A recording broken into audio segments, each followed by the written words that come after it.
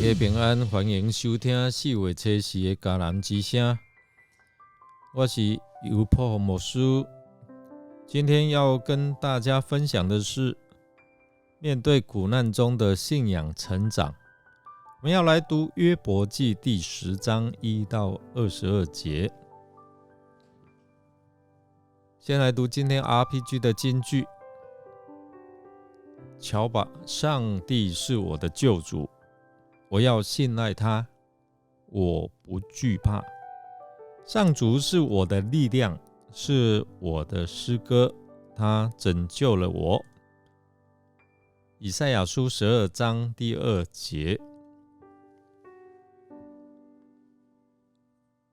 张文亮教授在太太离世之后，他坦诚从美国返台后，天天都想轻生。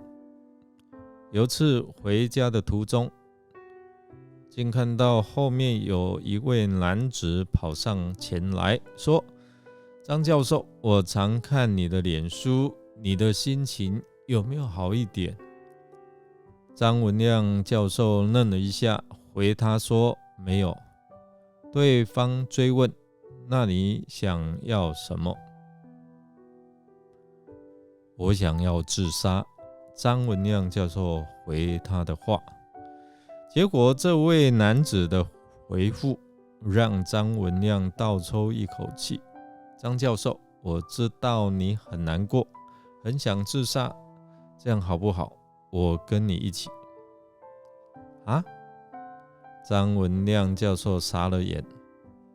在对话之后，得知这位男子是位弟兄，也是马拉松的选手，但屡屡比赛都铩羽而归，没有一次获奖。久而久之，就产生了负面的想法，还肯定地说：下次等老师你准备好了，你找我，我跟你一起走，意思就一起自杀。听闻之后，张文亮不仅从心底对主说：主啊，你真是安慰人了。过了2周，张文亮经过菜市场，又偶遇这位弟兄，结果对方竟然说不自杀了，因为在上次的马拉松比赛当中，他跑赢了。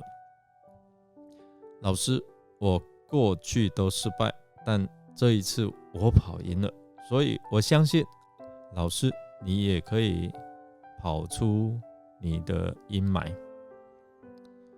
看着弟兄充满活力跑远的背影，张文亮教授感动不已。我从来没有想到上帝要安慰人是这样安慰人的。人生真的是充满各样的挑战和困难，而这些苦难往往会考验我们对信仰的坚定度。就在这样的时刻，我们往往需要找到一个支撑和依靠的力量，让我们能够在苦难当中继续向前行。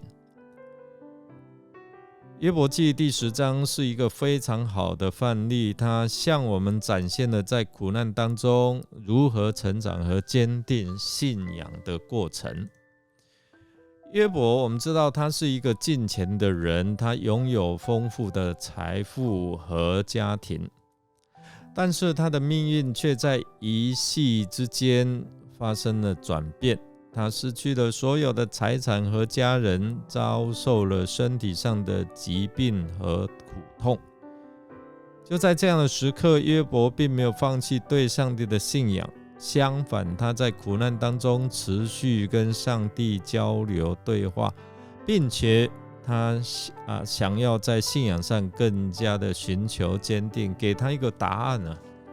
在第10章的经文里面，约伯他表达了他的疑惑和痛苦，甚至我们有看到质疑上帝的公义，但在他的问题和疑问当中，他也不断重申自己对上帝的信心和敬畏。他认为自己是上帝所创造的，他相信上帝是公义和慈爱的，这样的信仰成了他在苦难当中坚持下去的力量和动力。弟兄姐妹，当我们面对自己所面对的苦难和疑问的时候，我们是不是也可以像约伯一样，透过对话和祷告来与上帝交通，并且在信仰上能够成长更坚定？苦难不仅仅是一个挑战，同时也是一个机会，让我们有机会更深入去认识到上帝的性格和他的美好，进而提高对上帝的信心。经文一再提醒我们，特别是我们面对在快速变化和不确定性的时代当中，也会面临各种苦难。但是我们可以有什么样的学习呢？对我们有什么样的启示呢？首先，约伯在经历苦难和疑惑的时候，坚持单独会主，就是与上帝有交流跟对话，并且在信仰上不断的成长和坚定。这也提醒我们在现在的生活当中，我们应该透过祷告和读经的方式，与上帝能够有这样的一个交通，而得到他的启示、他的智慧和他的引导。其实我们看到约伯在经历苦难和疑惑当中，保持了对上帝的公义和慈爱的信心、信仰。这样的一个提醒，在我们面对困难和苦难的时候，不要丧失对上帝的信心和敬畏，相反，应该要相信上帝的公义和慈爱，求上帝坚固我们的信心。此外，约伯也在经历苦难的过程当中，表现出了对自己和他人的关怀怜悯。这也提醒，即使是在苦难，我们也应该能够保持关心和关怀，特别是对那些也正在经历苦难和困境的人提供帮助和支持。但是我们知道这个是很不容易的哦。希望透过今天这段的经文，能够对我们有所启发和提醒。我们来默想，当我们在苦难中遇到疑惑和问题的时候，我们会选择怎样的方式来处理？是放弃你的信仰，还是借着祷告祈求与上帝对话，透过信仰的成长和坚定来面对你的苦难呢？我们一起来祷告。亲爱的天父，感谢您今天让我们有机会来到你的面前，向你打开我们的心门。我们在你的面前带着我们的疑问和苦难，希望你可以聆听我们的祷告，给予我们的力量和启示。在我们的生命旅程当中，我们经常会面临各种挑战和困难，有时候这些苦难会让我们感到无助和迷茫，甚至让我们对自己和对你的信心产生了疑惑。在这样瞬息万变的世代当中，求你保守我们的信心坚定，不轻易动摇。也求你在我们的苦难当中给予我们力量和智慧，让我们能够透过信心的成长和坚定，得到真正的自由和平安。